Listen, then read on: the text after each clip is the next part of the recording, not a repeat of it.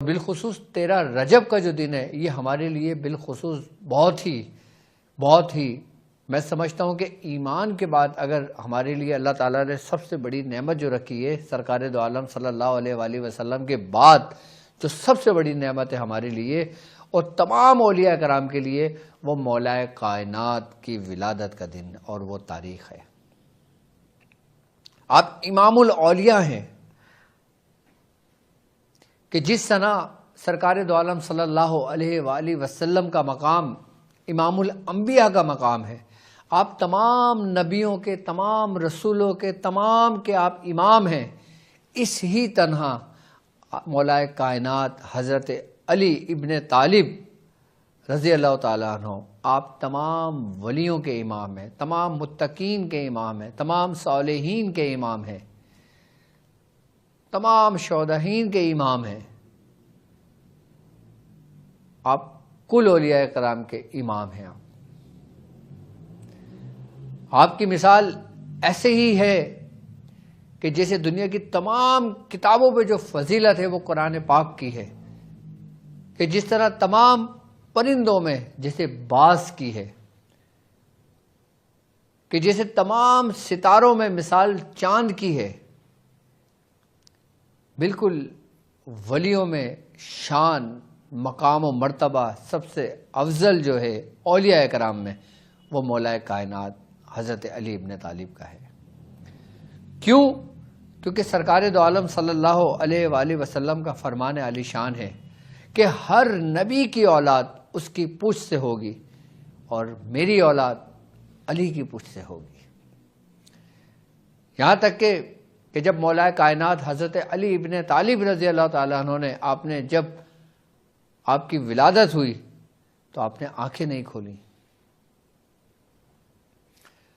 تو یہ گمان ہوا کہ یہ بچہ آنکھیں کیوں نہیں کھول رہا، کیونکہ وہ بچہ کسی کا انتظار کر رہا تھا کہ جب سرکار دو عالم صلی اللہ علیہ وآلہ وسلم کو مولا کائنات کی ولادت کی خبر ہوئی تو جب سرکار دو عالم صلی اللہ علیہ وآلہ وسلم خوشی کے مارے آپ اس جگہ گئے کہ جہاں پہ آپ کی ولادت ہوئی، جب آپ نے مولا کائنات کو گود میں لیا اور دیکھا تو مولا کائنات نے فوراً آنکھیں کھول کے پہلے نبی کا جمال دیکھا۔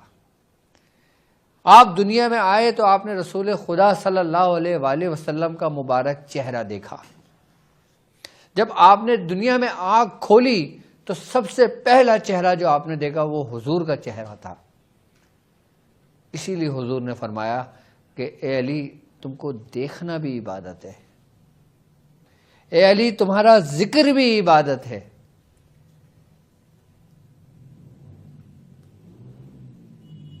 کیا شان ہوگی امام الاولیاء کی کہ جن کو حضور نے فرمایا۔ یہاں تک کہ سرکار دو عالم صلی اللہ علیہ وآلہ وسلم کا فرمان عالی شان ہے کہ آپ نے فرمایا کہ اے علی جو تم سے بغض رکھے گا اللہ تبارک و تعالی اسے منہ کے بل جہنم میں گرا دے گا۔ اے علی جو تم سے محبت رکھے گا میں اس سے محبت رکھوں گا، اور میں جس سے محبت رکھوں گا اللہ اس سے محبت رکھے گا۔ ایمان کے بعد سب سے اہم جز وہ ہے مولا کائنات کی محبت۔ جو شخص کتنا ہی پارسا کیوں نہ ہو، کتنا ہی معتبر کیوں نہ ہو، کتنا ہی ریاست کا مالک کیوں نہ ہو، اگر اس کے دل میں اہل بیت کی محبت نہ ہوگی، علی ابن طالب رضی اللہ تعالیٰ عنہ کی محبت نہ ہوگی، تو وہ تمام کی تمام عبادت اور ریاضت اس کے منہ پہ دے ماری جائیں گی۔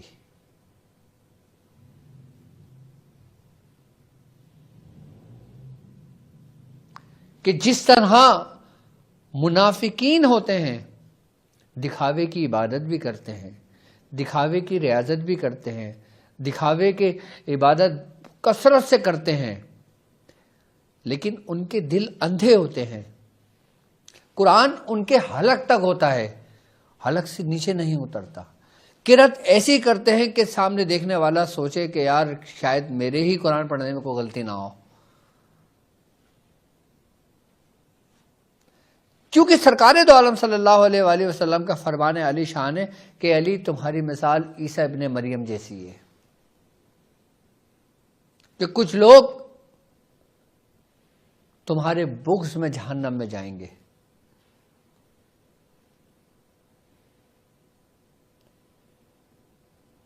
اور کچھ لوگ حد سے زیادہ تجاوز کر جائیں گے.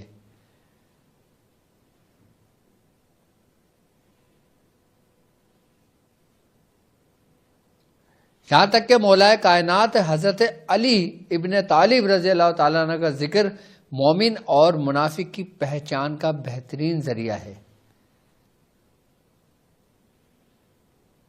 حضور فرماتے ہیں کہ تم اگر یہ جاننا چاہو کہ تمہاری مجلس میں منافق کون ہے اور اہل بیت سے محبت کرنے والا کون ہے، تو تم ذکر علی چھیڑ دو، ذکر علی شروع کر دو. دیکھو ذکر علی سے منافقین کے چہرے کیسے بدنما ہو جائیں گے اور کیسے مومنین کے چہرے کھل اٹھیں گے. ہمارا ایمان ہی اس وقت مکمل ہوتا ہے کہ جب ہم شریعت کی پیروی کے ساتھ ساتھ ہمارے قلب میں، ہمارے دل میں، ہماری زندگی میں اہل بیت کی محبت ہو. ہم سب کچھ کریں اور ہمارے دل میں اہل بیت کی محبت نہ ہو تو وہ تمام کی ریاضت عبادت ہمارے منہ پہ مار دی جائیں گی. کہ وہ دن جو 13 رجب المرجب کا دن ہے، کہ جس تاریخ کو مولا کائنات کی ولادت ہوئی، کہ یہ ولیوں کے لیے نعمت کا درجہ رکھتی ہے. تو اللہ تبارک و تعالیٰ قرآن میں کہتا ہے اور ہماری نعمتوں کا چرچا کرو. اور جو لوگ نعمتوں کا چرچا کرتے ہیں اللہ رب العزت اس کی نعمتوں کو بڑھا دیتا ہے. مولا کائنات کے اوصاف ہم بیان نہیں کر سکتے، کیونکہ مولا کائنات حضرت علی ابن طالب فرماتے ہیں کہ اے لوگوں، مجھ سے پوچھو کہ میں دنیا سے زیادہ آسمانوں کے راستے جانتا ہوں.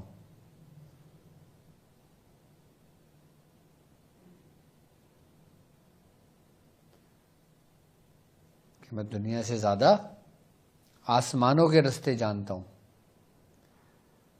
سرکار دو عالم صلی اللہ علیہ وآلہ وسلم کا فرمانے آپ نے فرمایا کہ میں علم کا شہر ہوں اور علی اس کا دروازہ ہے. اب علم کے شہر میں انسان داخل کہاں سے ہوگا؟ دروازے سے ہی ہوگا نا. تو یعنی کہ حضور تک پہنچنے کے لیے بھی آپ نے مولا کائنات سے گزرتے ہوئے جانا ہے تو آپ کو حضور ملیں گے، ورنہ علی کے بغیر تو حضور بھی نہیں ملیں گے. علی کے بغیر کچھ بھی نہیں ملے گا آپ کو. حب علی کے بغیر آپ کو صرف اور صرف ابلیس ہی ملے گا.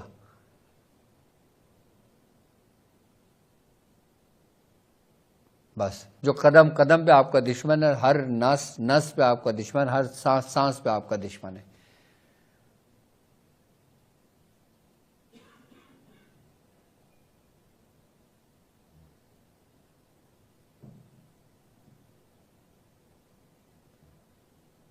ہم فرقوں میں نہیں پڑھتے، ہم بحث اور حجت میں نہیں پڑھتے، ہم دلائل پہ نہیں پڑھتے، ہم دلیلوں پہ نہیں پڑھتے. ہم صرف اس بات پہ عمل کرتے ہیں جس بات پہ رسول صلی اللہ علیہ وآلہ وسلم کا فرمان عالی شان ہے کہ جس نے علی سے محبت رکھی اس نے مجھ سے محبت رکھی، جس نے علی سے بغض رکھا اس نے مجھ سے بغض رکھا.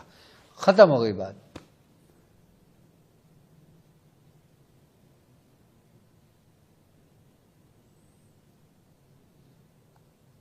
اور جن کی شان میں ناد علی ہو اور جن کی شان میں جن کی شان میں سرکار دو عالم صلی اللہ علیہ وسلم نے فرما دیا کہ من کن تو مولا،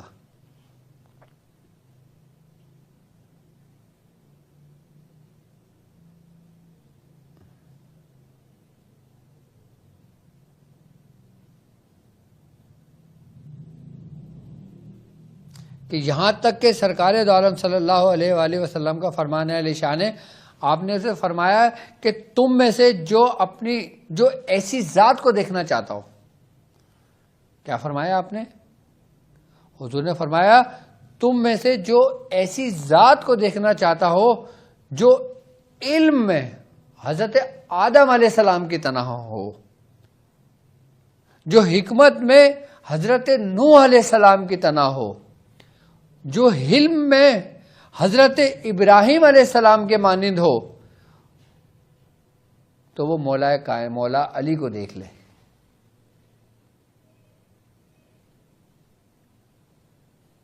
جو حضور فرما رہے ہیں باقاعدہ طور پہ،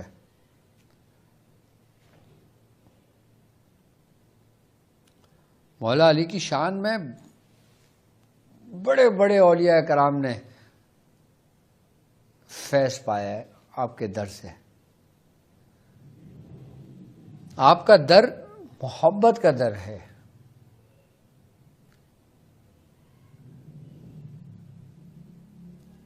کہتے ہیں کہ جب سرکار دو عالم صلی اللہ علیہ وآلہ وسلم آپ معراج پر گئے تو معراج پر اللہ تعالیٰ نے آپ کو کملی مبارک عطا کی۔ جب آپ وہ لے کر آئے،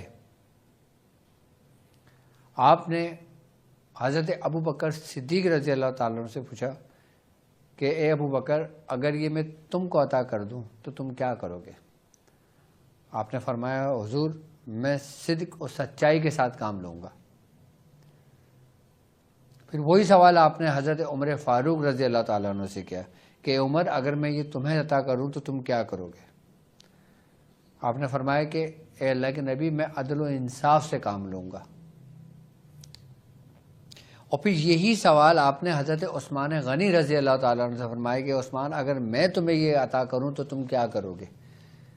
آپ نے فرمایا یا رسول اللہ میں اللہ کی راہ میں صرف کروں گا۔ اور پھر یہی سوال آپ نے مولا کائنات حضرت علی ابن طالب رضی اللہ تعالیٰ عنہ سے فرمایا کہ اے علی اگر میں تمہیں یہ عطا کروں تو تم کیا کرو گے؟ آپ نے فرمایا اے اللہ کے نبی میں لوگوں کی پردہ پوشی کروں گا، لوگوں کے عیبوں کو ڈھکوں گا۔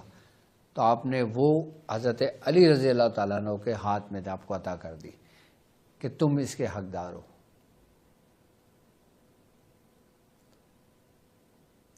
یہاں سے ولایت کا در کھلا، یہاں سے ولایت کا وہ سر چشمہ پھوٹا کہ جس طرح نبی اپنی امت کے لوگوں کے گناہوں کو ڈھک دیتا ہے، ان کے عیبوں کی پردہ پوشی کرتا ہے،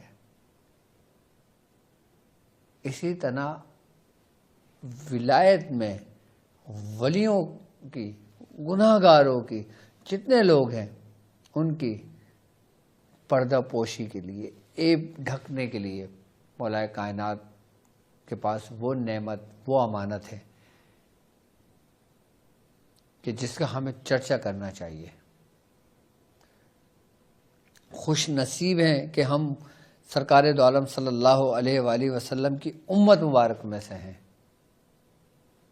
اس امت محمدی میں ہیں ہم کہ ہمارے آقا، ہمارے نبی امام الانبیاء ہیں۔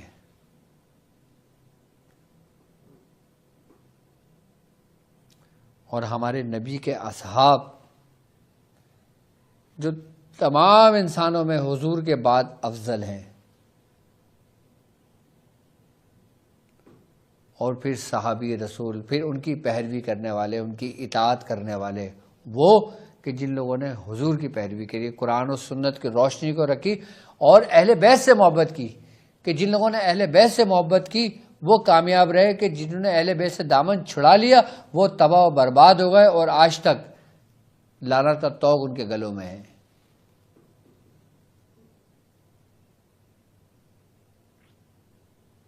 کیونکہ حضور کا فرمان ہے کہ اے علی تمہاری مثال نوح کے مانند بھی ہے، نوح کے سفینہ نوح کے مانند ہے، یعنی کہ کشتی نوح کے مانند ہے۔ آپ نے فرمایا کہ جو اس کشتی میں سوار ہو گیا وہ عافیت میں رہا، وہ فائدے میں رہا، وہ کامیابی میں رہا، اور جو اس کشتی میں سوار نہ ہوا تباہ و برباد ہو گیا۔ تو اہل بیت کی محبت، مولا علی کی محبت اس سفینہ نوح کے مانند ہے کہ جس نے محبت کی وہ اس سفینہ میں سوار ہو گیا، جس نے محبت نہیں کی وہ ہلاک ہو گیا، ہلاک ہو گیا، ہلاک ہو گیا۔ ہم کتنے ہی گناہ گار کیوں نہ ہوں، ہم کتنے ہی بدکار کیوں نہ ہوں، ہم کتنے ہی سیاکار کیوں نہ ہوں، ہمارے دل میں اگر رائی کے دانے کے برابر بھی اہل بیت کی محبت ہے تو خدا کی قسم ہم کامیاب ہیں۔ ایک رائی کے دانے کے برابر محبت میں نے بات کی ہے۔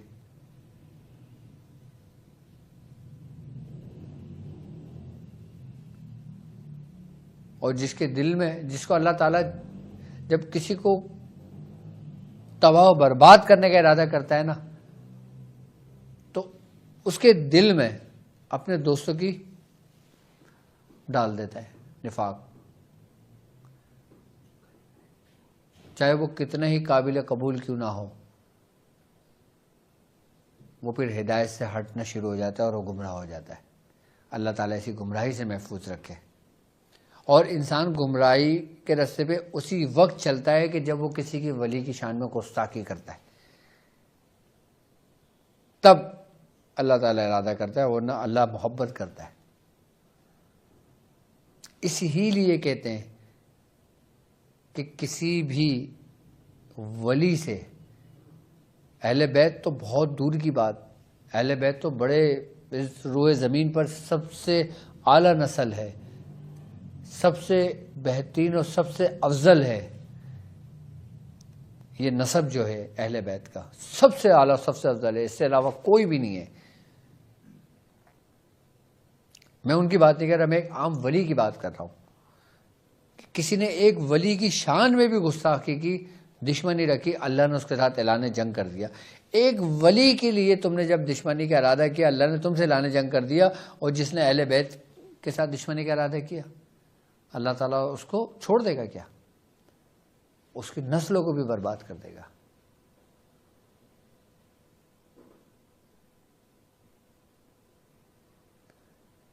اہل بیت کی محبت دونوں جہاں کے لیے کامیابیاں اور عافیت۔ ہم کو جو کچھ ملا اہل بیت کے گھرانے سے ملا، ہم کو جو کچھ ملا مولا کائنات کے در سے ملا، ہم کو جو کچھ ملا مولا کائنات کے گھر سے ملا، ہم کو جو کچھ ملا مولا کائنات کے در سے ملا۔ اگر وہ نہ ہوتے تو شاید سب ہلاک ہو جاتے۔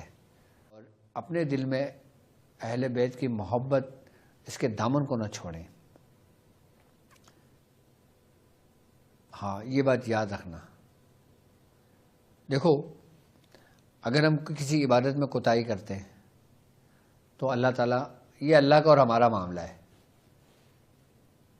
اللہ تعالیٰ چاہے معاف کر دے گا، چاہے ہمیں پکڑ لے گا، چاہے ہمیں معاف کر دے گا، چاہے ہمیں سزا دے دے گا۔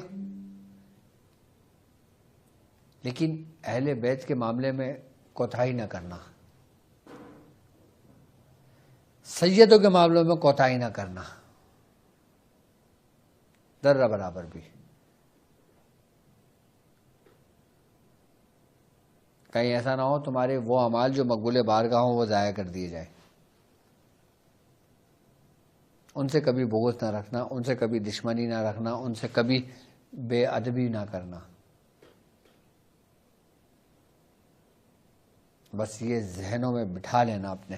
اگر کامیاب ہونا چاہتے ہو دین اور دنیا اور آخرت میں، تو سب سے پہلے سرکار دو عالم صلی اللہ علیہ وآلہ وسلم کے اس فرمان پہ عمل کرنا۔ آپ نے فرمایا، سرکار دو عالم صلی اللہ علیہ وآلہ وسلم کا فرمان عالی شان ہے کہ اے لوگوں، میں تمہارے درمیان دو چیزیں چھوڑے جا رہا ہوں، ایک اللہ کی کتاب اور دوسری اہل بیت۔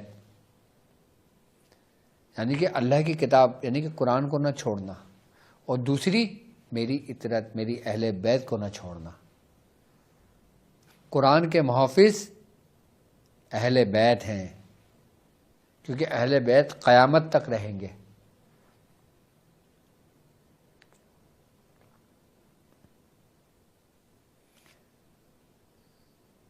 کہ حضور کے اس فرمان پہ عمل کر لینا، باقی اللہ بہتر معاف کرنے والا ہے. یہ کبھی قرآن اور اہل بیت کو نہ چھوڑنا. باقی کچھ چھوٹ جائے تو چھوٹ جائے، لیکن یہ دو چیزیں نہ چھوٹیں. قرآن سے مطلب کہ جو قرآن کے احکام ہیں، جو قرآن نے حکم دیا ہے، قرآن نے جس چیز سے روکا ہے، قرآن نے جس چیز کو کرنے کا حکم دیا ہے، بس اس پہ عمل پیرا ہونا. جب انسان قرآن پہ عمل کرنے شروع کرتا ہے نا، اس کے دل میں اہل بیت کی محبت خود بخود پیدا ہو جاتی ہے. ہر انسان کو موقع ضرور ملتا ہے، اب یہ اس کے اوپر ڈیپینڈ کرتا ہے کہ اس کی صحبت کیا ہے. اب دیکھو قرآن پاک ہے نا، اب قرآن تم کسی بریلوی سے پڑھو، کسی بریلوی سے سیکھو تو آپ بریلوی عالم بنو گے. آپ کسی دیوبندی سے پڑھو آپ دیوبندی بنو گے.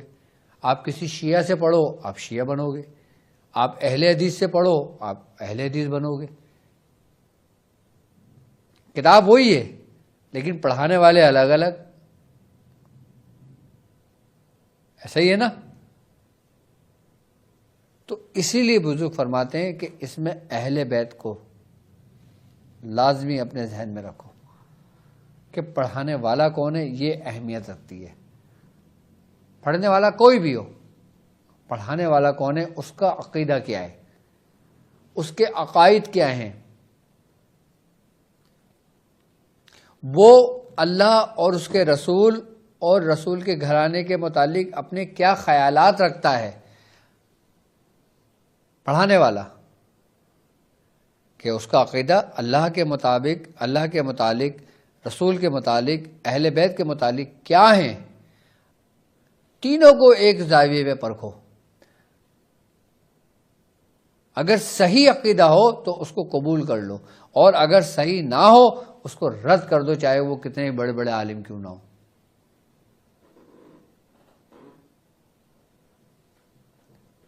یعنی کہ پڑھانے والے کو دیکھو کہ اس کا کیا خیال ہے، کیا اس کا اظہار رائے ہے اللہ کے، قرآن کے، نبی کے اور اہل بیت کے متعلق. اور پھر جائزہ لو، غور و فکر کرو، پھر جا کے پڑھو. ایسے ہی تھوڑی کہا ہے رسول خدا نے کہ صلی اللہ علیہ وسلم کا فرمان ہے کہ جس رستے کا تم انتخاب کرو سب سے پہلے اس کا رفیق تلاش کر لو، اس کا دوست تلاش کر لو، استاد تلاش کر لو. استاد تلاش کرنے کا تو تمہیں حکم دیا گیا ہے. تم سب کچھ تلاش کرتے ہو، استاد تلاش نہیں کرتے. رفیق کے معنی دوست کے ہیں، ایک معلم کے ہیں، ایک استاد کے ہیں. انسان کسی بھی رستے کا انتخاب کرے، اب جیسے مثال کے طور پہ میں عالم بننا چاہتا ہوں تو میں پہلے یہ دیکھوں کہ میں نے یہ راستہ تو چنا ہے، لیکن اب میں اس کے جو ماہرین ہیں میں ان کو چنوں. کیونکہ رہنما، رہبر، رفیق، دوست یہی تمہیں جہنم کی طرف لے جاتے ہیں اور یہی تمہیں جنت کی طرف لے جاتے ہیں. یہی تمہیں آسمانوں کی بلندیوں پہ لے جاتے ہیں اور یہی تمہیں زمین کی تہ میں لے جاتے ہیں. یہی تمہیں آباد کر دیتے ہیں اور یہی تمہیں برباد کر دیتے ہیں. یہی تمہیں کامیابی کی طرف لے جاتے ہیں، یہی تمہیں بائیں ہاتھ والوں کی طرف لے جاتے ہیں.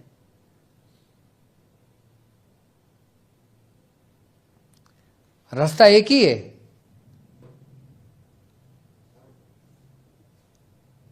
لیکن چلانے والا ایک دائیں طرف لے کے جا رہا ہے، ایک بائیں طرف لے کے جا رہا ہے.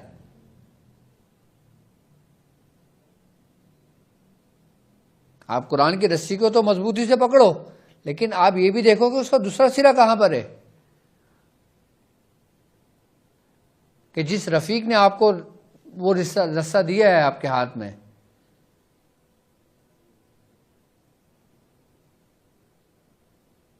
اللہ تعالی ہمیشہ ہمارے بزرگوں کے رستوں پر ہمیں رکھے، اولیاء کرام کے رستے پر رکھے. میں نے کبھی بھی کسی ولی کو کسی کی شان میں گستاخی کرتے نہیں دیکھا، کسی کی بے ادبی کرتے ہوئے نہیں دیکھا، کسی کو رسوا اور ذلیل کرتے ہوئے نہیں دیکھا.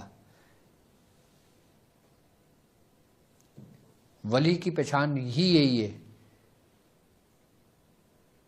کہ وہ کسی کو رسوا نہیں کرے گا، وہ کسی کو حقارت کی نظر سے نہیں دیکھے گا، وہ کسی کو اپنے علم کی نظر سے نہیں دیکھے گا، وہ کسی کو یہ نہیں دیکھے گا کہ یہ نماز نہیں پڑھتا، یہ جہنمی ہے، یہ عبادت نہیں کرتا، یہ وہ ہے، یہ وہ کسی ایسی نظر سے نہیں دیکھتا۔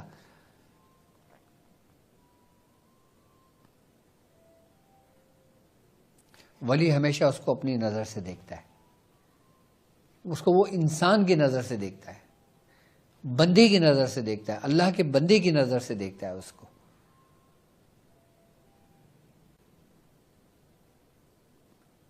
آج کے دور میں فرشتہ بننا تو آسان ہے، لیکن بندہ بننا بہت مشکل ہے۔ ہر میٹھی بات کرنے والا تمہیں فرشتہ لگے گا جو اس کا ظاہر ہوگا۔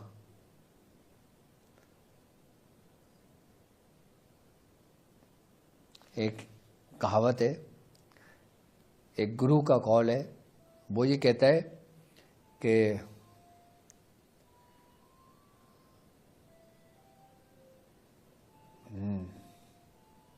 تن اجلا من میلا، بغلے جیسا بھیس۔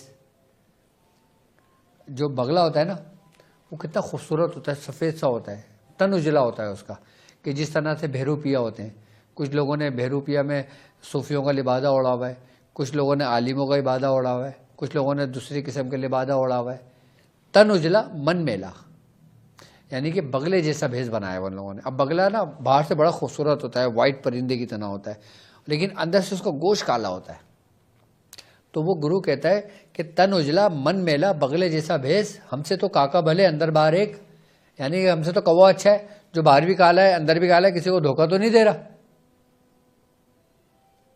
آج کے دور حاضر میں کس طرح لوگوں نے لبادے اوڑے میں، کس طرح بہروپیہ بنے ہوئے۔ اصل میں اب جس ہمارے پاس جو کلچر ہندوستان سے آیا ہے، ہم کیا دیکھتے ہیں کہ بھائی جب تک تمہاری بڑی سی داڑھی نہیں ہوگی، جب تک تمہارے ہاتھ میں بڑی سی تسبیح نہیں ہوگی، ایک بڑا سا آسا نہیں ہوگا، بڑے سے جبہ نہیں پہنا ہوا ہوگا، بڑے سے کلہ نہیں پہنا ہوا ہوگا، یہ پیر نہیں ہوگا۔ جبکہ پیر کا ان تمام چیزوں سے کوئی تعلق ہی نہیں ہے، پیر کا ان چیزوں سے تعلق بھی نہیں ہے کوئی۔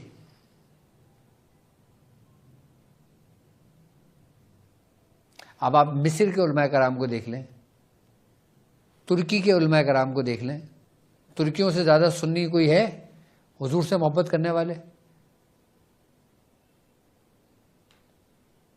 کہ بعض ہوگی بالکل خشخش ہوتی ہے۔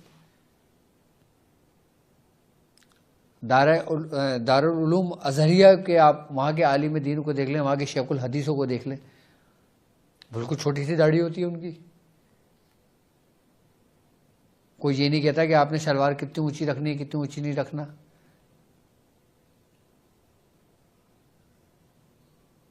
روحانیت میں، سلوک میں، تصوف میں ان کا کوئی تعلق نہیں ہے، ان کپڑوں کا، ان لباس کا، اس حلیے کا کوئی تعلق نہیں ہے۔ آپ کو ایسا بھی پیر ملے گا جو دنیاوی لباس میں ہوگا۔ اب ایک شخص امریکہ کی سخت سردیوں میں رہتا ہے، اس کو بولو بھائی تو شلوار قمیض پہن، وہ بیچارہ مر جائے گا ٹھنڈ کے مارے۔ یعنی کہ جب تک وہ لباس نہ پہنے وہ پیر نہیں کہلائے گا۔ اب اس نے لباس پہنا ہے تو وہ پیر ہے۔ تو پھر جن لوگوں کو ایسی کی تلاش ہوگی تو اس کو ایسے ہی ملتے ہیں۔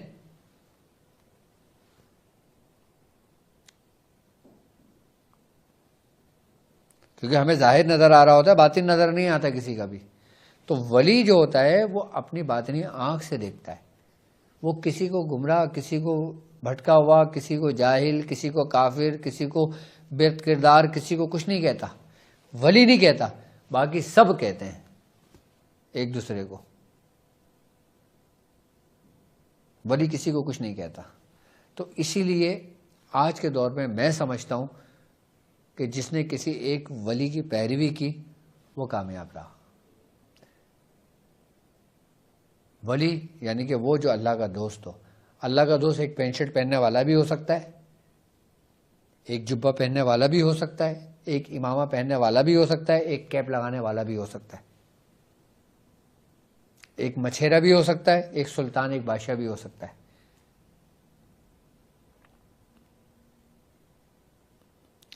حضرت امام اعظم ابو حنیفہ رحمۃ اللہ علیہ فرماتے ہیں کہ میری بات کو، میرے قول کو دیکھو، سمجھو، اس کو تولو، قرآن و سنت کی روشنی میں دیکھو.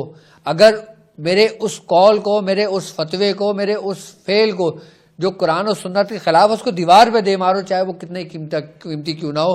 یہ کون فرما رہے ہیں؟ امام اعظم. تو آپ اور میں ہم کیا؟ اللہ تعالیٰ ہمیشہ ہمیں اپنے بزرگوں کے راستے پہ رکھے اور اہل بیت کی محبت ہمیشہ ہمارے دلوں میں قائم و دائم رکھے. تو میری طرف سے آپ لوگوں کو جشن مولود کعبہ مولا کائنات حضرت علی ابن طالب رضی اللہ تعالیٰ عنہ بہت بہت مبارک ہو. کوشش کریں کہ زیادہ سے زیادہ ذکر و اذکار کا اہتمام کریں، ذکر علی کریں، محفل سجائیں اور ذکر کریں، اور جتنا ہو سکے آپ پڑھیں، دسترخوان مولا علی سجائیں، لوگوں کو غریبوں کو کھانا کھلائیں، جشن منائیں. یہ ہمارے لیے نعمت کے دن ہیں اور یہ ہمارے لیے کامیابی کے دن ہیں. اللہ تعالی ہمیشہ ہمیں ہمارے بزرگوں کے راستے پہ رکھے. تو میری طرف سے تمام لوگوں کو ایک بار پھر مبارک ہو، اور میری طرف سے اجازت ہے. جو لوگ ناد علی کا عامل بننا چاہتے ہیں، ناد علی کی ریاضت کرنا چاہتے ہیں، عبادت کرنا چاہتے ہیں، وہ 3 دن 13، 14، 15 رجب المرجب کو اس عمل کو مکمل کریں. انشاءاللہ کامیابیاں ان کے قدم چومیں گی. مجھے اب اجازت دیجیے اس بات پہ کہ آپ اپنا بہت خیال رکھیں گے. السلام علیکم ورحمۃ اللہ وبرکاتہ.